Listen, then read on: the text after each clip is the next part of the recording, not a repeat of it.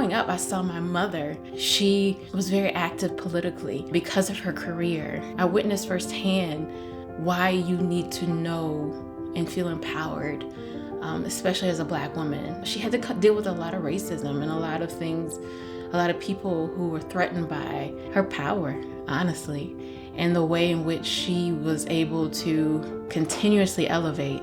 My dad also, he was a banker for a long time, and then he opened his own business. And so it was just wonderful seeing that example of an entrepreneur, someone who had a vision and to go after that vision.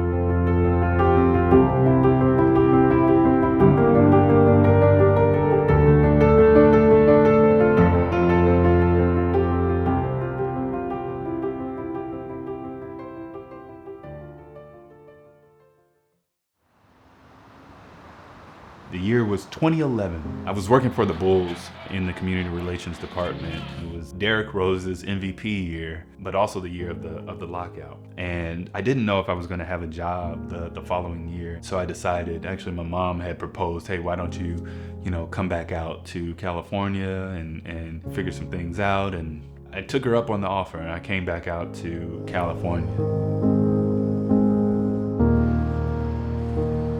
I wanted to work in music. I didn't know how I was going to get there, but I knew, in Chicago I was DJing and I started producing some music, and I said, okay, this is what I want to do. This is my calling. I'm going to be a music producer, engineer. And I get out to California and I'm here for some time, and I remember going to a party and running into Carlos King. He's like, oh man, welcome home. What are you doing? I was like, oh, I'm producing and doing this. I really want to work in music. And he was an engineer at a recording studio at the time. He's like, oh well, we're looking for interns at my recording studio. I was like, all right, cool. And so I went to the recording studio. The producer is Harmony Samuels and his business partner at the time, Chris Woods. They ran this studio, and I was like, man, this is where I'm supposed to be. So I started interning at the studio, and I would always bring my camera around, and I was taking pictures here and there, and I remember both Chris and Harmony kind of seeing something in me with my videos and photos. And so they hired me to do that, recording all the different sessions, all the different people that would come in and create content for the studio. So I put my desire to be an engineer to the side and picked up the camera and started telling stories again with the camera. We were working with different artists, from Jordan Sparks to Ariana Grande, Chris Brown, Fantasia. It wasn't until working with Fantasia, Harmony did her whole album, and I filmed the entire process. It was a year's worth of work. I guess Sony got wind that I had all this footage, and they asked if I could put together a docuseries. I was like, absolutely. So I mapped it out, and it was a 7-part docuseries leading up to the release of her album. And that was my first time really directing and putting something like that together and getting paid for that. I was like, man, this is great. This is amazing. When I graduated from ACT, I did a little regional theater. I started working as an actor professionally in theater. I even got, while I was at ACT, the incredible opportunity to go overseas and spend a summer in San Miniato, Italy. I had just some incredible, amazing experiences and moved to LA. I heard the stories of how long it would take to really start working as an actress. They hadn't met me yet, so I just knew it would not be the same for me. And boy, oh boy, I moved out during the writer's strike, and it was very hard for someone starting out to get work. And not only that, when I started auditioning, I was just not excited by the roles that were being offered. I had been accustomed to working on my craft every day, and then shifting to audition here and audition there, it wasn't as fulfilling for me. And I remember over time just getting discouraged and disappointed by the lack of opportunity.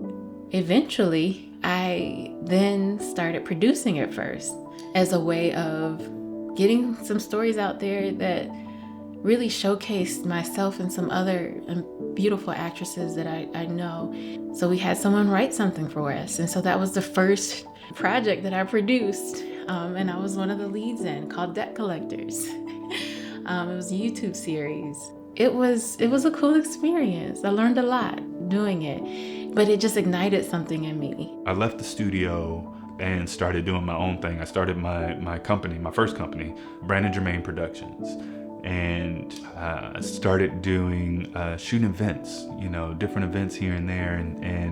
And it wasn't until my guy Worldwide Wes Stewart reached out to me. We had met while I was working at the studio, but he was the cinematographer for a web series. And I was like, bro, I'll just come and sweep the floors. I'll be your assistant, whatever you need. I just wanna help. So he brought me on to help. And that series was called Almost Home Season 2, written and directed by Reagan Gomez and produced by both Reagan and her husband, Dwayne Turrentine. Man, that was such a great experience and opened the door to me working in narrative work. Shortly after that, a friend of mine from school and we actually got an opportunity to shoot something in South Africa. We planned on getting someone to write the script and going there to have this cool experience, and we weren't able to get someone to write the script, so I ended up writing the script.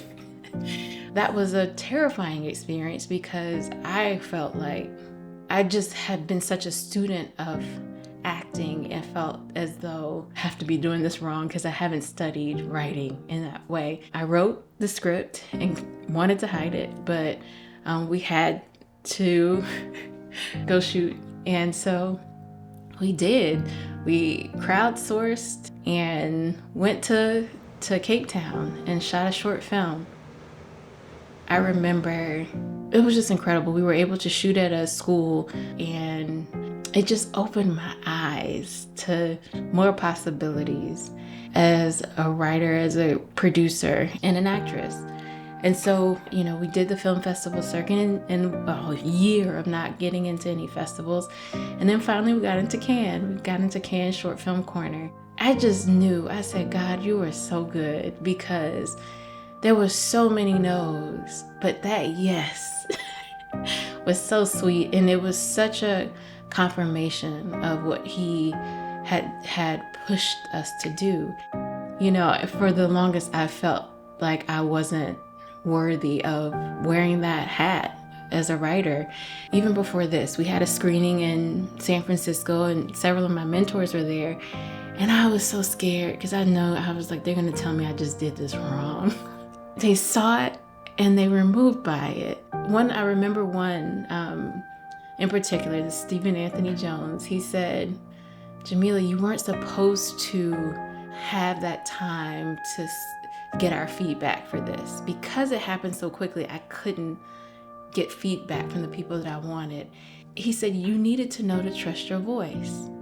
And that always stuck with me because it was so true and it was so empowering. And that process was, I think, a seed in helping me to trust my voice. From there, the ball didn't stop rolling. Reagan called and was like, hey, we're working on another show. We would love for you to be the assistant director. I had no idea what an assistant director did, but I Googled it and I was the assistant director on Surviving. That went on to do great things, and from there I started working as an assistant director, still shooting here and there and editing and doing so many different things. After that experience, I wrote another script and kind of did the same thing as far as wasn't confident that what I wrote could be something worth watching. So I wrote it and I hid it. It was just a story that was on my heart for a long time. I finally showed it to a director. His name is James Bland, and he read it and he loved it. He said, we gotta shoot it. That just was another moment where something ignited in me that I didn't know. And we shot the short film that then turned into a series on Issa's channel and is now a movie. Look at God.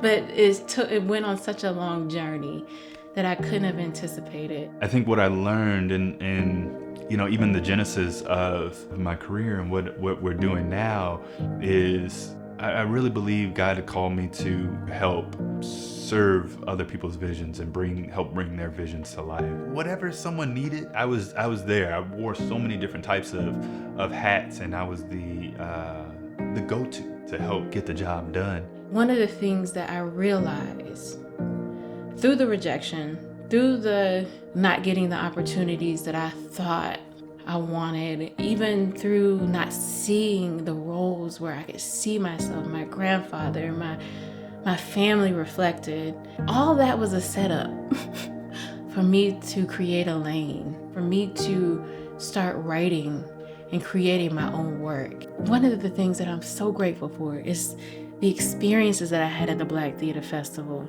My experience at Spelman, watching my parents as entrepreneurs, as trailblazers, hearing the stories about my grandfather, there were so many seeds planted in me to be the agent of change that I wanted to see, to create those things that I wanted to see, to not wait for anyone to tell me yes or to validate it, but to go and do it. And I am so grateful for that. So grateful for that. And I carry all of that with me.